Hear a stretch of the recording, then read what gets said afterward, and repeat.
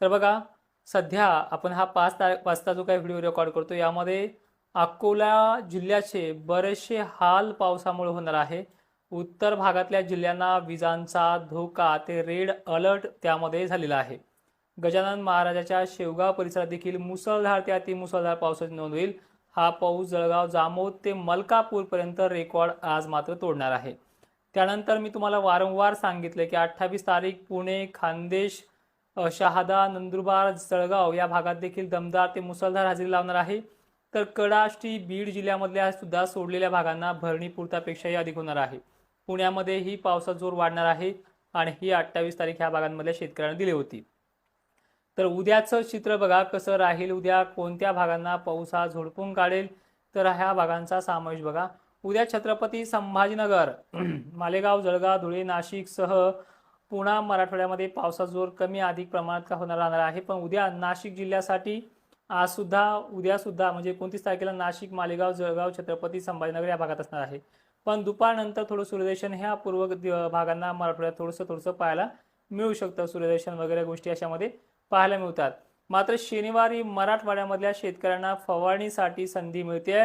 संधीचं सोनं करता येईल. दुपारपर्यंत आभाळ राहील. 11-12 वाजेपर्यंत सुरू राहतील. हा प्लस पॉईंट आहे निसर्गाचा. संधी सांगितली असं काही आभाळ आलं की उलट्या कमेंट करायची काही गरज नाहीये. कारण की कसं वातावरण आहे या संदर्भात तुम्हाला मी स्पष्ट सांगतोय की शनिवारी म्हणजे परवाच्या दिवशी 30 तारखेला शेतकऱ्यांना फवारता येईल. सकाळच्या वातावरणाचा झटका जाऊ द्या. 11 आणि 12 वाजता बिंदास टाक्या फवारा. त्यानंतर संध्याकाळच्या वेळेला मग हाय भाग बदलत मोजक्या ठिकाणी हा पाऊस.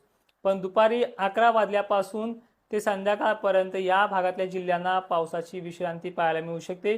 त्या भागांची माहिती आपण पहिले घेऊयात.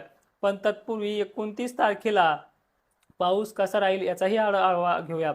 आज तर मराठवाडा, विदर्भ 100% कव्हर होणार आहे. खानदेश 80% भाग तो पूर्ण आजच कव्हर करणार आहे. याच्यातून राहिले सायले 10 ते 20% भाग राहिला तो उद्याच्या 29 तारखेलाही पूर्ण करेल. पण राहणार आजच भाग नाही तुमचा. पुणेसह कोकण किनारपट्टीला सुद्धा आज अलर्ट आहे. काही ठिकाणी चांगला तर काही ठिकाणी मध्यम राहील. पण मात्र आजची 28 तारीख तुम्हाला जास्त वेटिंग करून देणारी नाहीये, हे स्पष्ट झाले. तर आता विषय येतोय उद्याच्या 29 तारखेचा.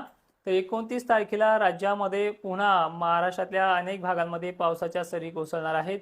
यामध्ये अकोला आहे, नांदेड जिल्हा आहे, परभणी आहे, नागपूर, चंद्रपूर, गोंदिया हा सुद्धा भाग आहे.